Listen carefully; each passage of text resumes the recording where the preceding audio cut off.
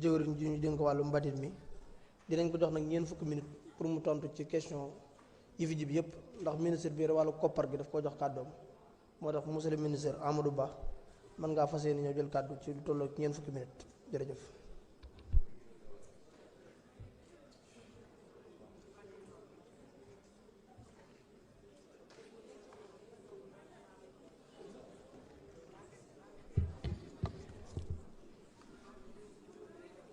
asalaamaaleykum monsieur le président maa ngi lay nuyu monsieur le ministre des finances madame la secrétaire d'État monsieur le rapporteur honorable député nga permettre ma rek ma ñëwaat remercier député yi nga xam ni ci ñoom laa bokkoon yàggul tuuti mu nekkoon une très riche expérience may profité ci tribune bi pour rendre leen hommage wax ni député yi ko xamoon li ñuy liggéey vraiment di nga leen sant avec très peu de moyens nekkuñu ñoo xam ni vraiment je le dis sans démagogie ku gis assemblée ni mu daan mel ak léegi ni mu mel xam nañ ni quand même changé na y a moins de passion député yëpp la ñuy féliciter les sujets sont d'intérêt niveau bi yéeg na ñu ngi ciy jaajëfal le président Malick Ndiaye ak l'ensemble des présidents de groupe parlementaire ma am mbégte mu rëy gis importance bi nga xam ni jox ngeen ko sujet yi nga xam ni moom moo touché à la culture à l'artisanat et au tourisme ma bëgg rek pour dans la manière de répondre pour essayer quand même embrasser vraiment question yi nga xam ni yëpp posé nañ ko njëkke peut-être par présenter les grandes lignes de ce qu'on souhaite faire après individuellement on pourra revenir sur questions yi nga xam ni spécifiquement chaque député posé na ko parce que c'est souvent des questions transversales wala des questions yoo xam ni daanaka ñoom ñoo bokk même base bi di wax ni rek ce qu'on a dit ku xool le ministère pour être honnête parce que tamit ay député ngeen mën a comprendre ni ce sujet liñ ci wax mooy c'est un secteur extrêmement important qui occupe quand même l'ensemble wala la majorité des populations ci secteur artisanat tourisme ak culture la ñu yëngatu mais suñu xooloon tey jii ci classement des budgets je pense que si on n'a pas le budget le plus faible ci yi gën a faible yi la bokk et je le rappelle quand même que entre 2024 et 2025 le secteur a perdu 10 milliards entre 2024 et 2025 on a perdu 10 milliards de budget peut-être plus du fonctionnement ministériel que peut-être une volonté de l'État de réduire les budgets li nga xam ni moom moo ci nekk ce qu'on souhaite faire ce qui a été dit sur la culture ak yëpp mooy c'est des secteurs yoo xam ni quand bien même day occuper population yu bëri benn feebar la ñu am ñoom ñëpp quasiment mooy le manque de structuration informel daf cee bëri kenn mënu laa wax lan mooy poids wu culture ci PIB kenn mënu la wax avec exactitude lan mooy poids tourisme lan mooy poids artisanat donc comme que nekkul sous les radars mën nañ jàpp ni amul solo entre guillemets bu ñu doon xool ci budget rek da ngay jàpp ni kenn jox ko importance mais li nga xamante ni moom lañ souhaité eu égard à contraintes yi ñu am wax nañ ko ci statistique dinañ ci ñëw un peu dans les détails di ngeen gis ni secteur boo ci jël dafa am ay problèmes spécifiques te suñu continuer doxalin bi nga xam ni moom lañ fi fekk à coup sûr dans 10 ans on va encore avoir les mêmes débats dans 10 ans dara du changer c'est pour ça que année bi ce qu'on essaie de faire avec vraiment l'ensemble des équipes c'est un peu de changer de paradigme complètement mooy ñu commencer par tout en continuant li nga xam ni mënul ñàkk poser une sorte d'année zéro pour que chaque secteur mën a commencer départ mais sur de nouvelles bases des bases saines yoo xam ni mën nga ko apprécier damay njëkk a ñëw ci culture yéen ñëpp wax ngeen le problème des sites culturels tey jii boo doon tàppee site culturel au Sénégal kenn amoo benn répertoire des sites culturels benn répertoire amoo ko xamoo ñu ngi wax yang-yang am na ay batailles yu fa am boo laajee sénégalais fu yang-yang nekk kenn xamatu ko c'est de l'histoire qu'on apprend mais mënoo ko situer donc site historique patrimoine historique bi Pinet-Laprade le fort de Pinet-Laprade man peut-être temps yi bi ma ñëwee sax laa xam ni ab fort Pinet-Laprade am na Donc c'est ça la difficulté. On n'arrive pas à xam site yi fan lañ nekk avant ñu ko valoriser. Moo tax la première des choses qu'on va faire cette année, c'est de dire bon, on a un budget boo xam ni bëriwul. Je pense que le ministre suñ ko présenté dara, le gouvernement, je pense que dinañu accompagner. La première chose à faire, c'est de faire une sorte, dans tous les secteurs, benn atlas culturel qui va regrouper boo xam ne daf ñuy génneel l'ensemble des sites historiques fu mu nekk ak le patrimoine, fan la nekk, fan moo am fort, fan moo amoon des grandes batailles, fan moo amoon ay bâtiments yoo xam ni war nañ ko ñu am ci une visibilité, ñu mën ko gis nga xam ni boo cliquer ci site historique du Sénégal di nga xam un tracé à suivre, parce que c'est à partir de cette visibilité ngay mën a valoriser le patrimoine. Loolu c'est essentiel, et je pense que ce soit sur tourisme et le reste dinañ ko defee noonu. L'autre chose bi nga xam ni c'est un enjeu majeur, wax nañ ko sur toujours bu ñu ñëwee ci secteur culturel, mooy la protection sociale des acteurs avec le statut de l'artiste, la protection des droits voisins. Le président a demandé de la République ñu def les états généraux des 3 secteurs, parce que yii am na ay lois mais ay décrets génnul, donc amuñu ay décrets yoo xam ni dañ naan la mu ngi c'est toujours dans le circuit. Et après les acteurs vous disent ñun sax on n'est pas très satisfait, il y a eu des évolutions parce que décret yàgg na kenn jëlu leen. Tout ça fait que au lieu ñu koy essayer de résoudre petit à petit, dès bu ñu génnee ci budget bi rek on lance les états généraux, ñu commencé ko ci culture. Ça nous permettra ñu def une revue, parce que quand même les acteurs culturels bi ma leen recevoir ñoom avancé nañ ci beaucoup pour des alternatives yoo xam ni jàpp nañ ni dina permettre ñu jël en compte et la protection sociale et les autres points yi nga xam ni soulevé nga ko. Le problème majeur bi nga xam ni moom moo am culture mooy son financement. Une fois que wax naa la site historique, le problème c'est le financement de la culture. Dans tous les pays yi culture am doole, financement bi dafa spécifique. Culture kenn mënu ko financer comme beneen activité, artiste bi aussi mënoo ko jël en compte comme un agent économique yi nekk ci yeneen secteur, mënul nekk. Ñun le mécénat au Sénégal amul, y a pas un statut du mécénat. te ñooñu moo mën a nekk ñoo xamante ni mën nañoo dugal xaalis tout en sachant que l'État day défiscaliser. Loolu c'est une source boo xam ne on ne l'utilise pas assez. Beneen bi nekk mooy l'implication des banques. Fii banque du financer par exemple les films. Beaucoup de difficultés bi ñu am mooy tous dépendent des fonds de l'État te fonds bi bëriwul. Pourtant on a des films yoo xam ni ça remporte des prix à l'international chaque fois. On a toujours des prix et les salles de cinéma sont remplies. Banques yi donc suñu leen poussé ba ñu comprendre ni les films là sont bankable, je pense que ñoom dinañ ci dugg jël ko. Loolu c'est extrêmement important, ñu régler la fiscalité, le financement innovant génne ko par les banques, wax aussi le mécénat. Loolu buñ ko amul, on va être extrêmement limité. Ci wàllu culture aussi gis ngeen ni c'est un secteur bi dafa am potentiel, mais comme li may wax, l'infrastructure n'existe pas. À part Dakar doo gis fenn fu am salle de cinéma. À part Dakar dafa mel ni les autres amuñu droit à la culture. Salle de cinéma Dakar yi c'est quasiment dafa fees a fees, même je parle de Dakar centre-ville, boo demee ci banlieue amul. C'est ça les enjeux. Il faut que ñu am une politique boo xam ni toutes les régions au moins dinañ am benn cinéma. Loolu li muy mën a indi ci activité bi, parce que on peine à avoir nit ñi di tourner film yi, yéen a ngi wax acteurs yi ñu ngi Kër Massar ñu ngi fi, mais tant que l'offre film yi ñu war a tourner yépp bëriwul, forcément acteurs yi du bëri ci ñoom débouché. Mais si on avait des salles de cinéma partout nga xam ni ku def film nit ñi mën a seetaan et cetera, loolu moom mooy dundal secteur bi. Kooku c'est un grand problème pour culture ñu am les salles de cinéma. Beneen problème bi nga xamante ni c'est extrêmement important te ñun ñu bëgg ko lancer pour développer vraiment suqali le secteur. Ñun la culture dañoo war a participer à une chose essentielle, c'est soutien aux politiques mémorielles. Xam nga, je donne un exemple. Ça a été lancé récemment, le livre blanc sur Thiaroye. Tout de suite, ñun en tant que ministère de la culture, qu'est-ce qu'on veut faire? On va lancer un appel à projet de dire on a un livre blanc qui est la version officielle de l'histoire de Thiaroye du Sénégal. On l'assume.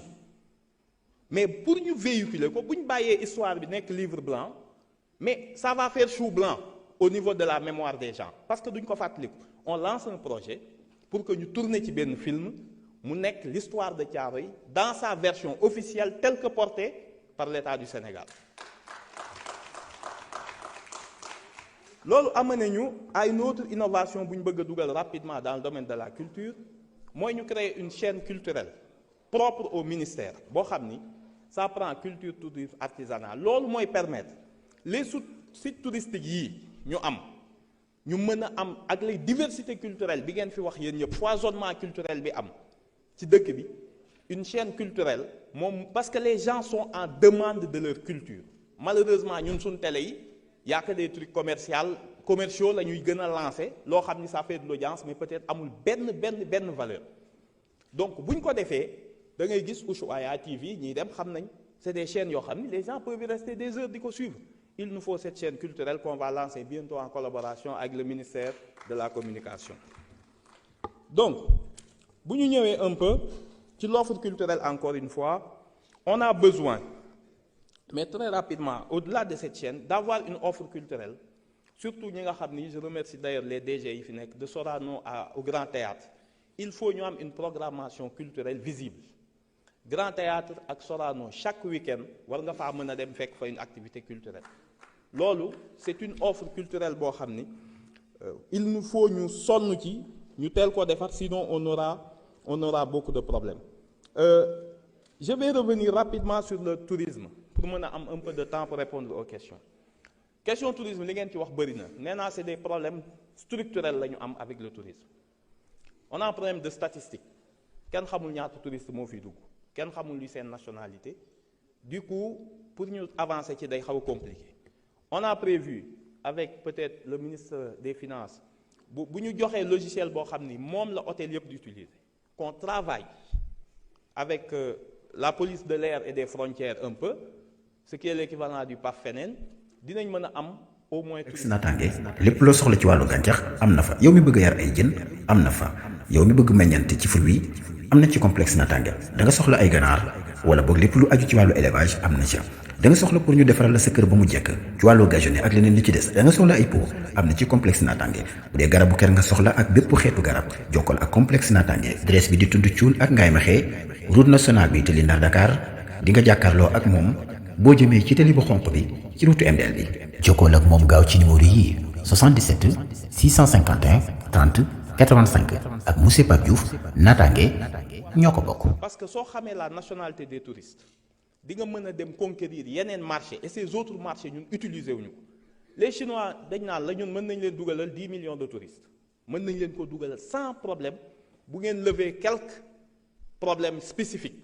boo demee ci arabe yi les pays arabes ñu ne la ñun on a besoin ñun soxlaatuñu ay immeubles ay gis nañ ko on a visité partout ñun ce qu'on cherche c'est vraiment la spécificité yoo xam ni seen pays yi rek ñoo ko dese mais on consomme l'offre le tourisme différemment des Européens donc ñooñu ñëpp da nga war a dem waxtaan ak ñoom pour adapter sa offre culturelle donc pour ñun c'est extrêmement important mais de façon globale et ça me permet de répondre globalement sur la SAPCO ak King Fahd ak yooyu ñu wax pour la SAPCO c'est un problème majeur yoo xam ni député yi war nañ koo mën a gëstu au-delà même ci lii ñuy wax ñun jusqu'à l'arrivée du DG en 2023 les rapports qui sortent montrent que SAPCO viable mën nañ fa dugal xaalis bu bari du dem SAPCO entreprise la boo xam société la boo xam ni plus de 500 employés la am amul grille salariale amu fa. La moyenne des 500 là, il touche 600 000 francs par mois. Si on le prend par moyenne. Les directeurs, ñu ngi fayeeku salaire yoo xam ne amuñu ko waruñu koo jël tous les directeurs qui ont succédé depuis 2023 jusqu'en 2023 parce que du catégorie 1 ñoom ñëpp ñu tegal seen bopp ay sursalaire ñu revaloriser les salaires surtout l'année 2023 moom c'était catastrophique augmentation salaire yi dem na ba plus de 300 presque 500 millions. C'est des choses graves yu fa am de fonctionnement amul grille de salaire da ngay gis un agent de sécurité di am 600 000 kii am 100 000 kii di bale am 500 000 keneen ki am 100 c'est kenn mënu la wax opacité bi fa am ils ont beaucoup de dettes fiscales dettes sociales bu ñu yoree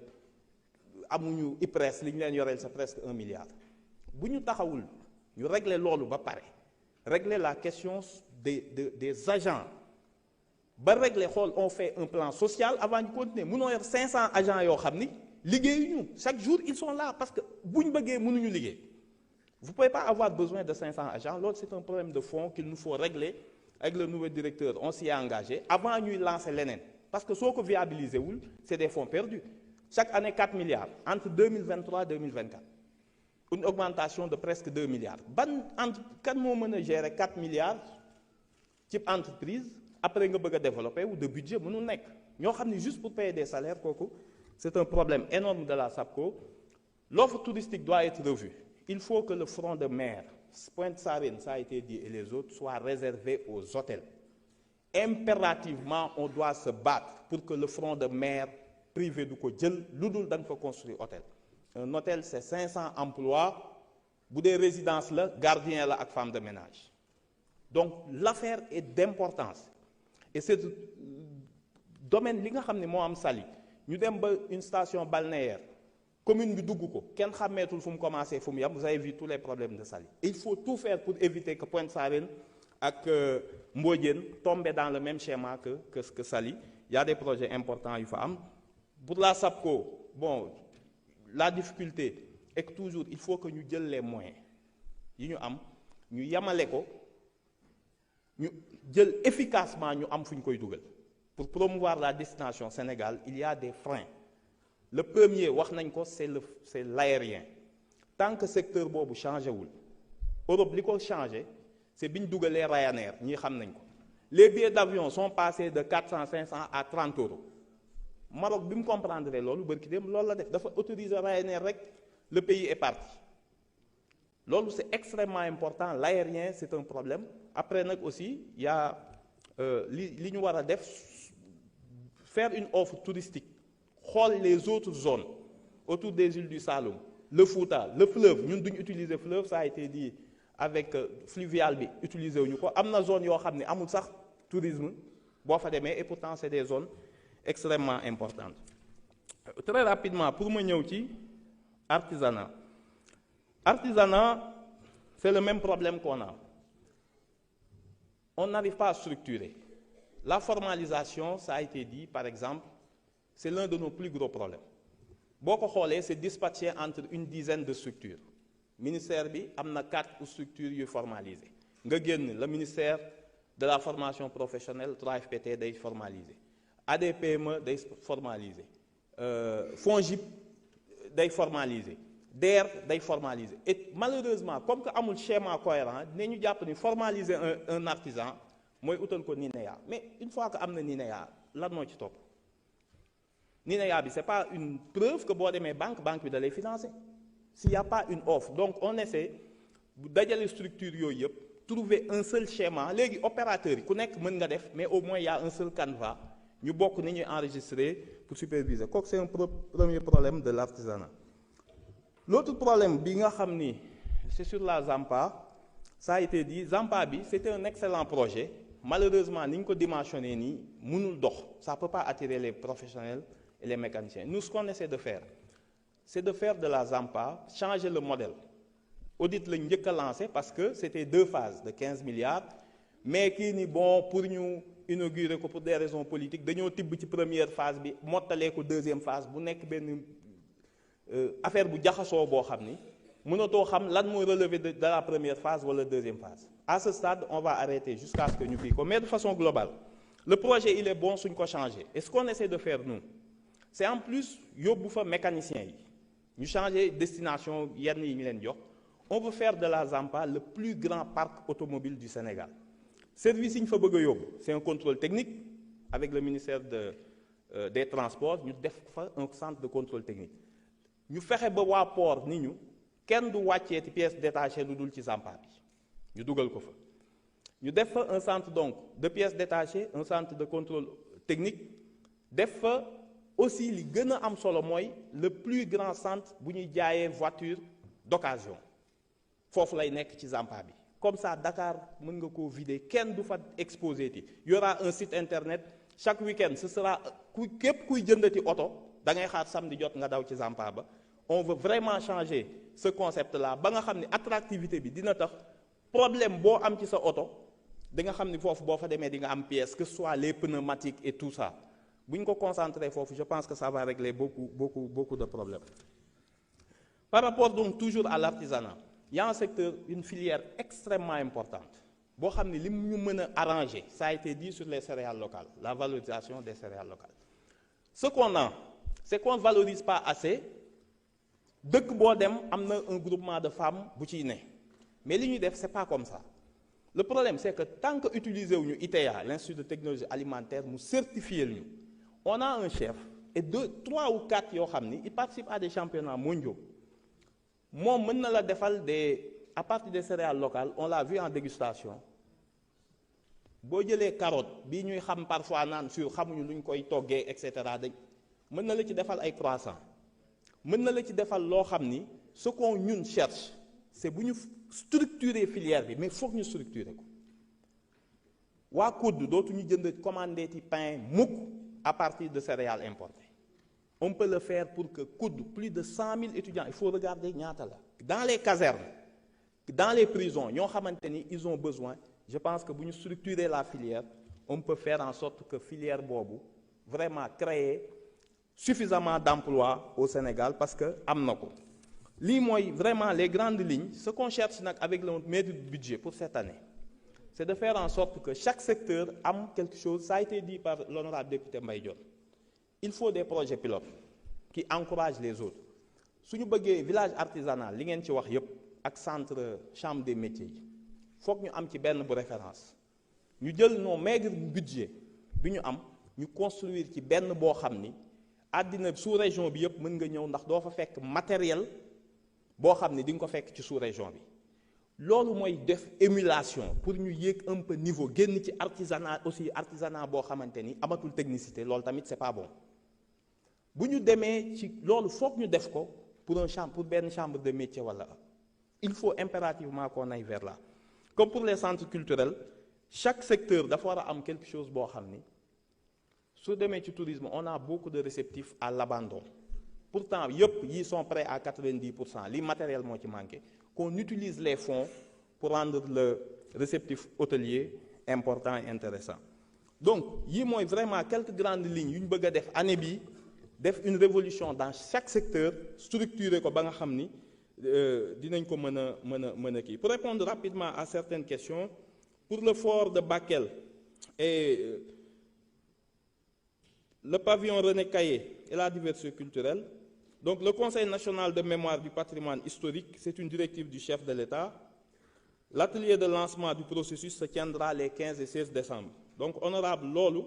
c'est un problème qui touche énormément de secteurs. Je pense que les États généraux aussi dina ko répondre. Sur le droit d'auteur, ça a été posé par beaucoup de députés. Donc, il y a les décrets d'application et la signature des rapports de présentation par les différents ministres concernés et la signature du décret. Mais entre-temps aussi, tous ces projets dañ koy tegaat sur les États généraux qui vont être lancés. Dañ koy def circuit court pour que bu ñu fa génnee décret yi kenn dootul wax l'année prochaine jëluñu ko. Mais am na ay adaptation entre la prise de la loi ak décret bi ak application bi ñu gis sur le terrain day laaj ñu questionner waat sujet yooyu. Pour la biennale de Dakar, honorable Fatou Ngom, li nga wax am na solo trop, mais biennale bi comme je dis c'est un important rendez-vous. Mais le modèle dañ koy war a changer. Biennale bi chaque 2 jours bu ko état financé wul chaque 2 ans du dem. C'est un important rendez-vous culturel, 2e ou 3e événement culturel au monde. Mais on a besoin, amuñu site. Biennale c'est au palais de justice. Palais de justice dañu koo abal. Donc on essaie de sécuriser d'abord un site, valoriser ce site et permettre que mu am un nouveau modèle économique boo xam ni à sa dimension war na mën a financer boppam suñu changer le modèle économique.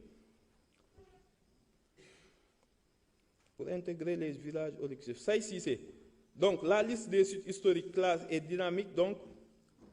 il faut que ñu boole ci collectivités yi, mais comme j'ai dit rek, tant qu'on n'a pas ce répertoire, cet atlas des sites touristiques culturels, on ne va pas s'en sortir. C'est comme les chambres de métier, yëpp ñoo yam même caractéristique. Da ngay defoon ni boo ci duggee chambre de métier village artisanal que le temps s'est arrêté depuis les années 60.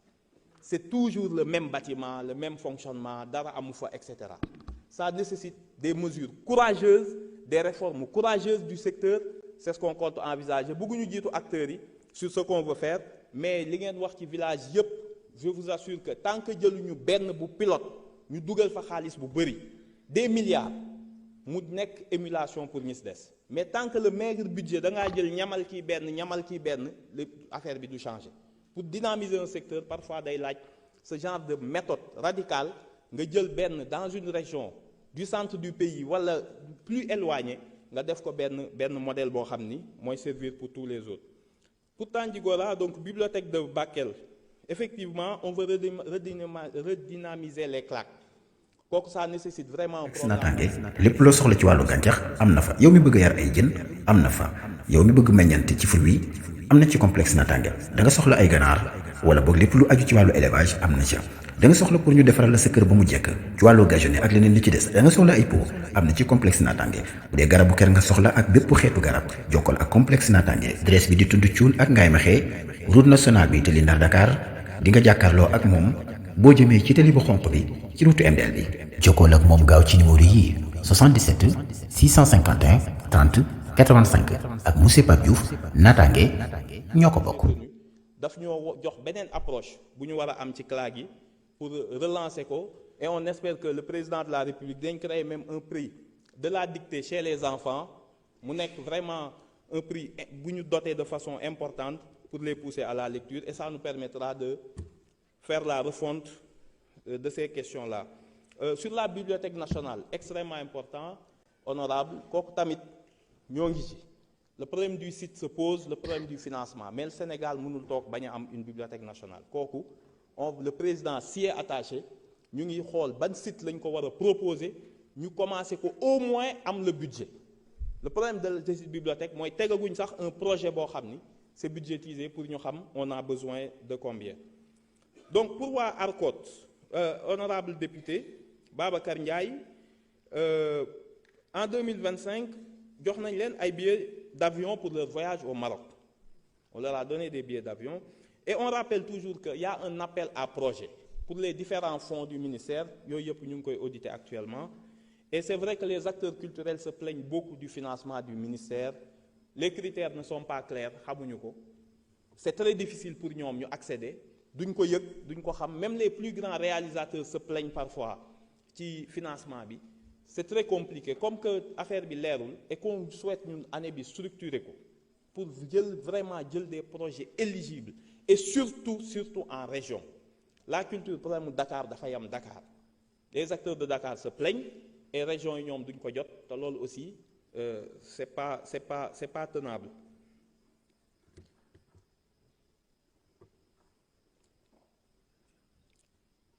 Donc,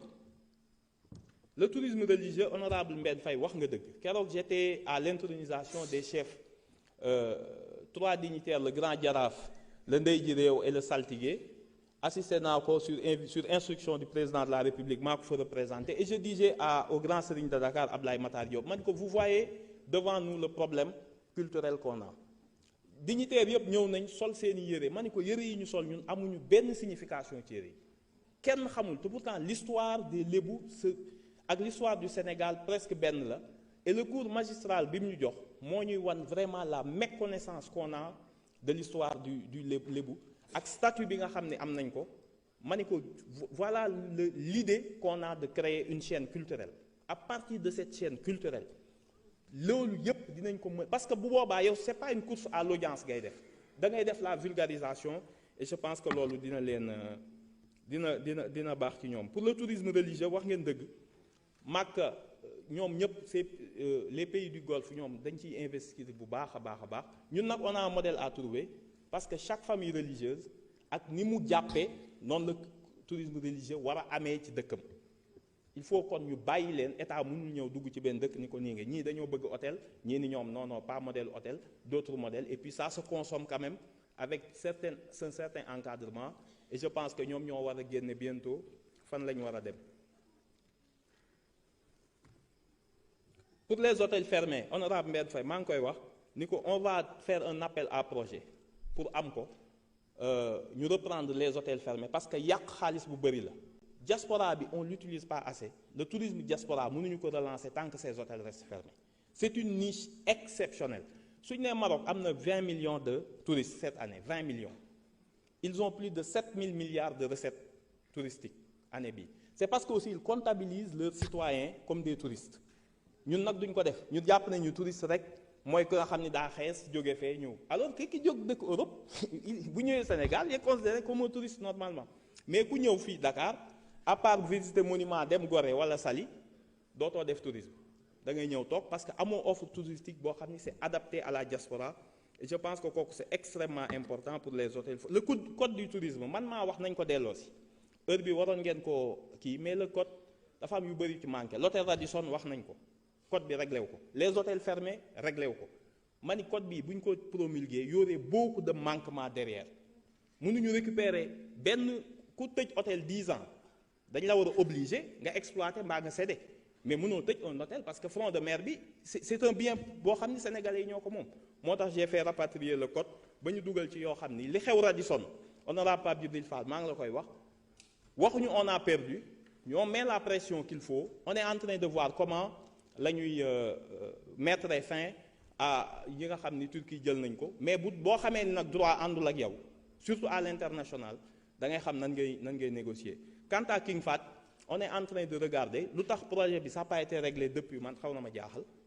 j'ai demandé à ce que ñu xool les obligations de King Fahd respecté wu ko on peut envisager une rupture anticipée et je pense que ci lañ jëm rapidement parce que 30% recettes ñoo ko moom 15% c'est pour l'investissement amul comité de gestion y a rien y a aucun document amuñu dara ci loolu foofu c'est ça man je dis ça fait partie des mystères de voilà quoi mais quelque chose boo xam ni parce que 2027 le contrat bi di jeex dañ ko bëgg a jeexal avant accompagnement des tailleurs la labellisation waa PDA ñu ngi ciy liggéey lu rëy le modèle vraiment de la labellisation du Made in Sénégal kooku c'est extrêmement important donc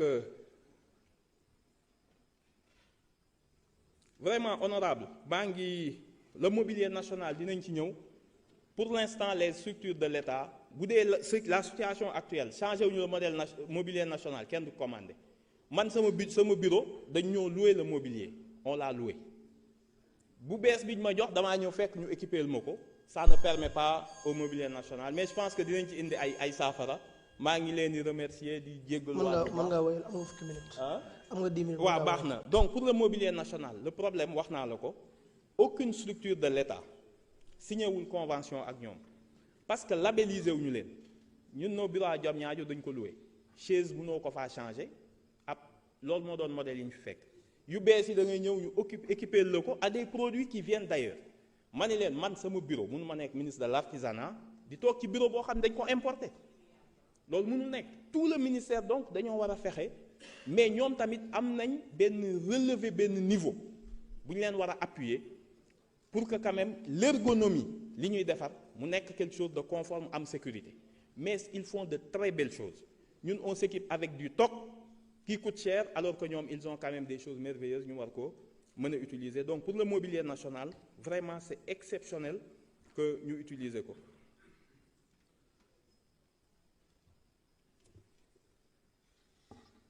donc li ngeen wax ci ma revenir ci parce que ça me semble extrêmement important sur l'artisanat les chambres de métier gis nga li ñu wax sànq honorable wax ko ci projet pilote gis nga bu ñu demee à l'étranger les produits sénégalais j'étais à Dubaï fekk ay sénégalais nee naa leen pour un espace qui fait même pas 20 mètres carrés ils payent 80 millions de CFA parce que donc les produits sénégalais nga fay fekk jóge ay ngaay ak yooyu les gens sont en demande mais c'est une filière boo xam ni le ministre des Finances peut-être xaalis boobu ñooñu di kii c'est pas dans les radars bu ñu ko organiser on peut faire énormément de belles choses mais la filière doit être orientée ñu jël ngaay def ko un centre modèle pour mu moom l'artisanat ouest africain mais pour cela il faut qu'on y mette de l'argent ñu bañ a jël maigre ressources yi di ko tasaare mais ñu jël un centre de référence teg ko nga xam ni moom moo ñuy nekkal vraiment le modèle de l'artisanat donc pour waa Radisson je le dis avec regret, la situation est très compliquée. Ki nga xam ne moo ko yore biñ ko laajee am na ay offres yu mu def proposé na xaalis pour ñu dem le ministère actuellement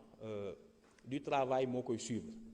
mais il faut dire toujours honorable Pape Djibril Fall la vérité à des boo ñëwee ci ay travailleurs nee naa la su la neexee di nga ñëw on vous donne le contrat nga lire ki lii l'État à Radisson di nga ko gis ku dem ba créer ci contrat un risque de changement de régime nga protéger contre le risque de changement de régime xam nga kooku jox nga ko ay droits souverains ba pare nga yóbbu le contentieux à l'étranger mënatoo ci dara juridiquement boo demee dañ lay attaquer yóbbu le tribunal. Ce qu'on essaie de faire c'est en toute responsabilité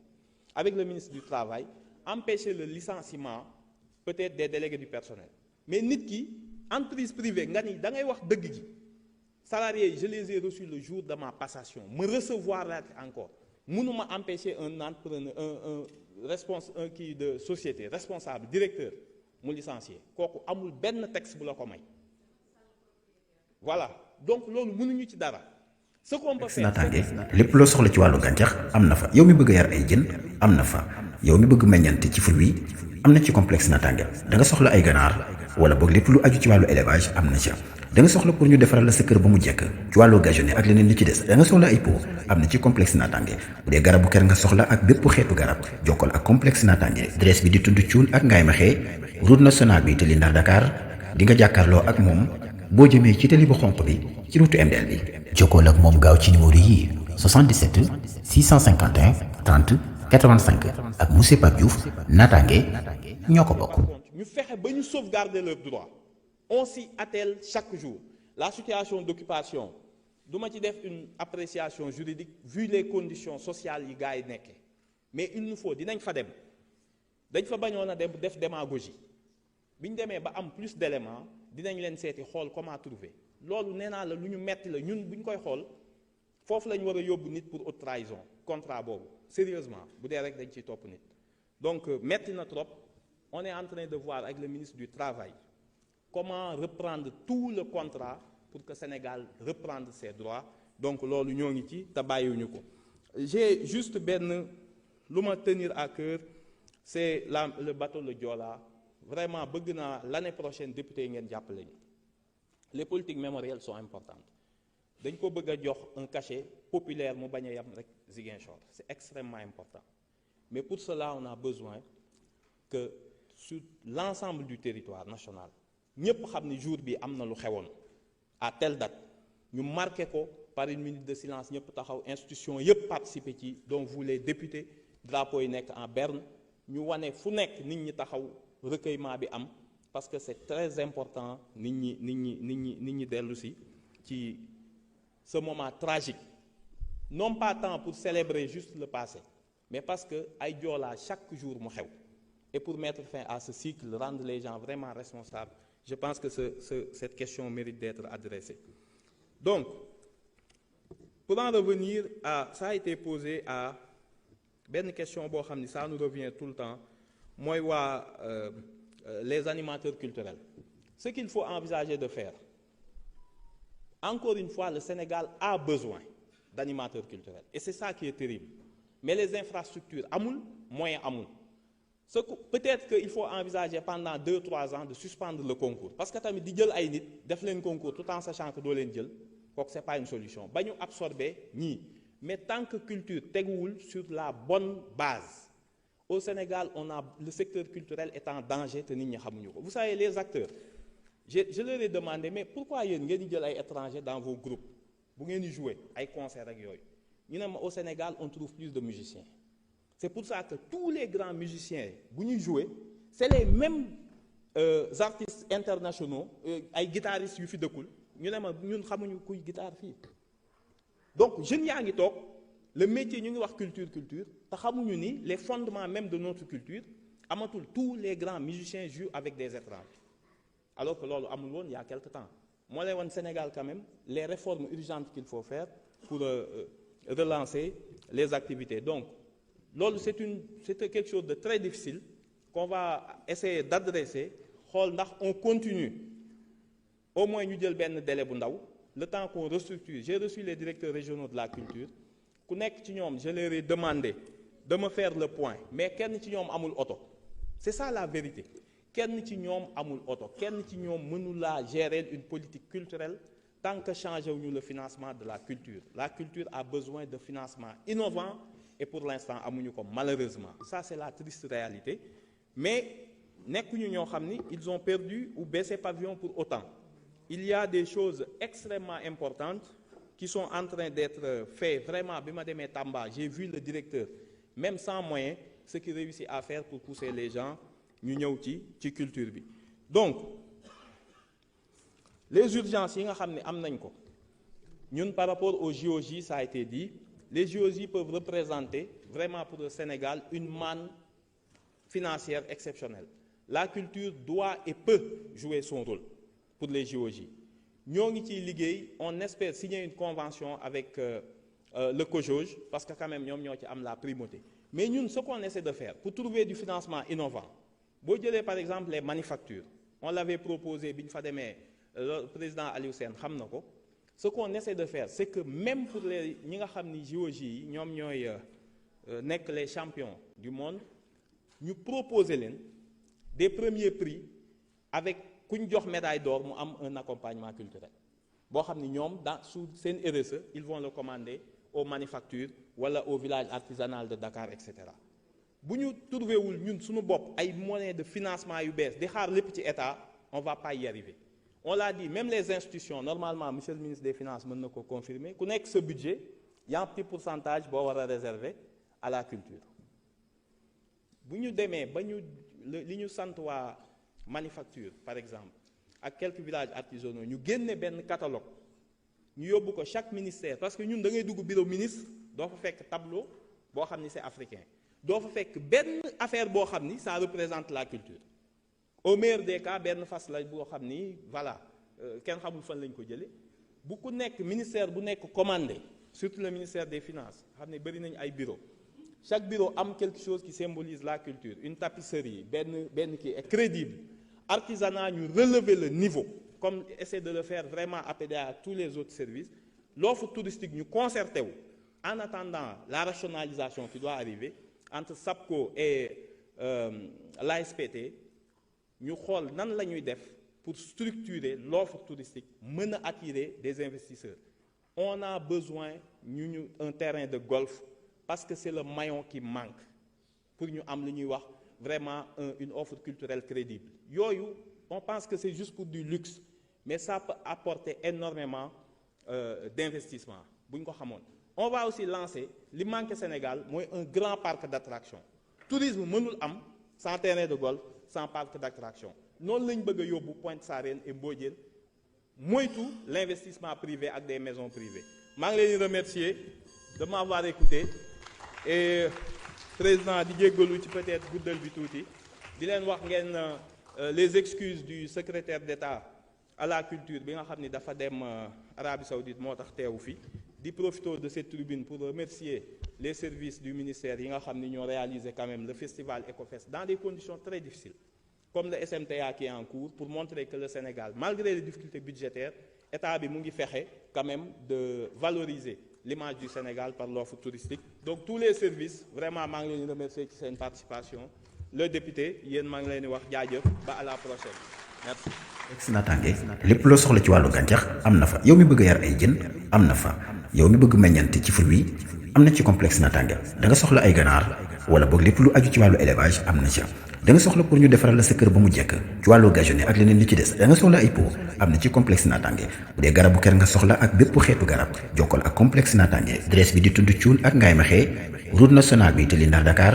di nga jàkkaarloo ak moom boo jëmee ci tali bu xonq bi ci route MDL bi jokkool ak moom gaaw ci numéro yi 77 651 30 85 ak monsieur Pape Diouf naataange ñoo ko bokk. chaîne bi ñu ngi lay ñaan nga abonné te partagé mën ngeen wax itam seen xalaat ci commentaire yi L'AFPRO Sénégal seen chaîne la.